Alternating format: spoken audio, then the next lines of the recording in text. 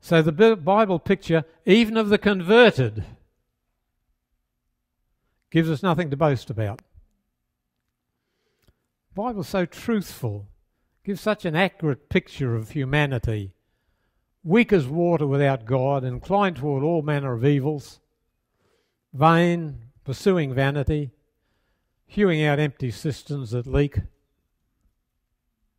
And yet it has such wonderful statements of hope. I gave you one last time. We'll give a reward to anyone that can tell me the chapter of the Bible it's in.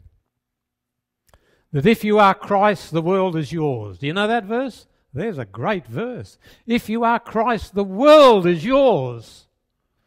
You get a prize if you can tell me the chapter. 1 Corinthians 3:5. You get a prize. Help yourself to a book. Yeah. If you are Christ, the world is yours. What promises! What promises!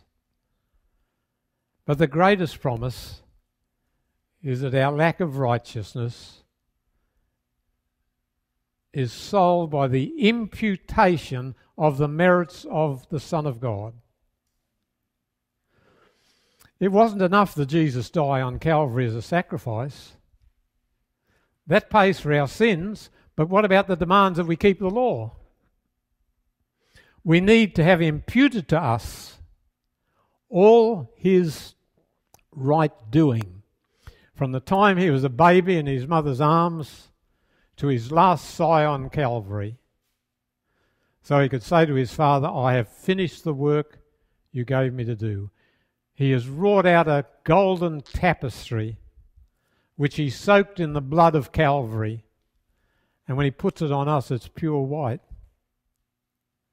And then we're accepted in the Beloved, and we're complete in him.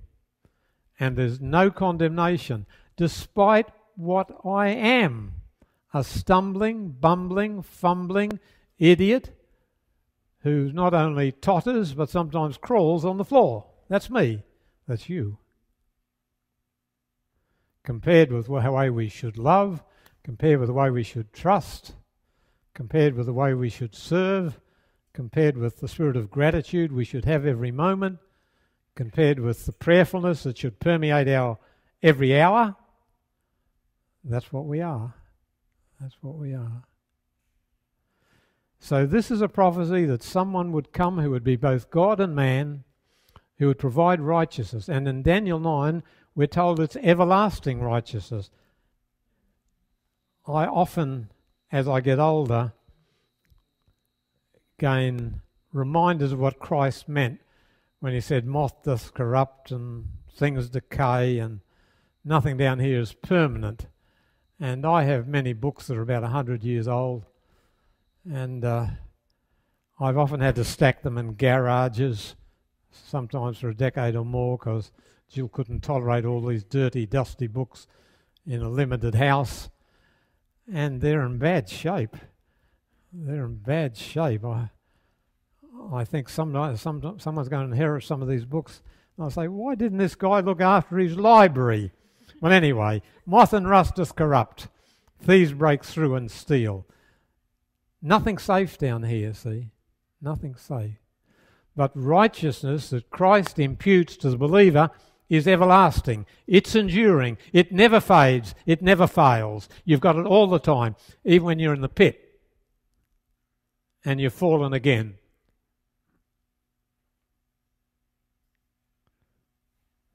If you live to be the age of Methuselah, you have everlasting righteousness. That is a tremendous prophecy. Would you look with me at Romans 5, and this will be the last passage before we take a break. Romans 5, beginning at verse 10.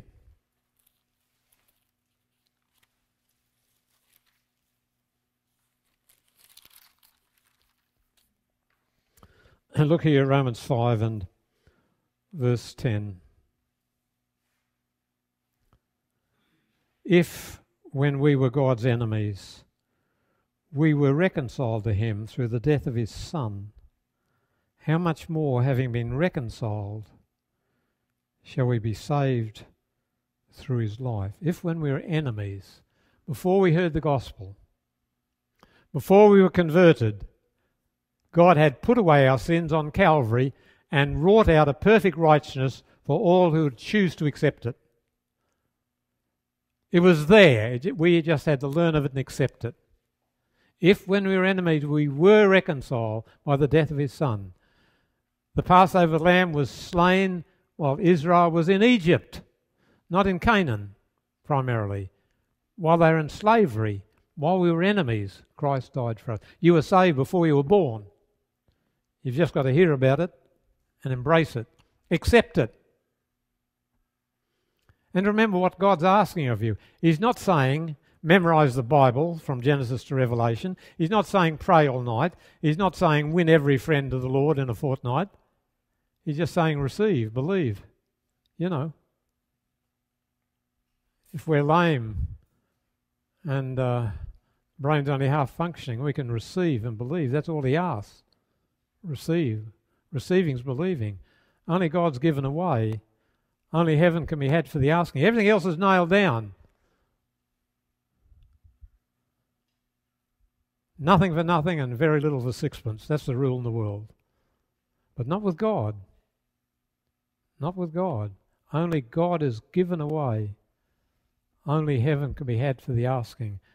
And as Peter knows, if you are Christ, the world is yours. And life and death. Now that's pretty good. We're all heading for that. But it's ours. It's a good thing. I expect to have the best sleep I've had in 50 years when that comes. So it's very good. Nothing wrong with that. No. Now, notice, please.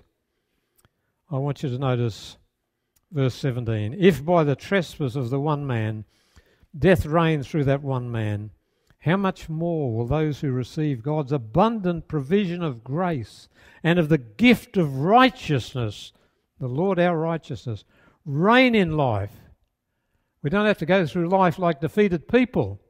We're kings again and queens. We reign in life. We reign in life through the abundant provision of grace. Grace, God's active love for the unlovely. God's righteousness at Christ's expense. Grace. Notice verse 18. Just as the result of one trespass was condemnation for all men, in other words, Adam's sin brought guilt to the whole race, because we were in him, he was our representative. So also the result of one act of righteousness was justification that brings life for all men. We were ruined in the first Adam, we were redeemed in the second. We had nothing to do with the first, we had nothing to do with the second, but it's there for us. We inherited the first, we inherit the second when we believe. The whole race has been redeemed, but the whole race doesn't know.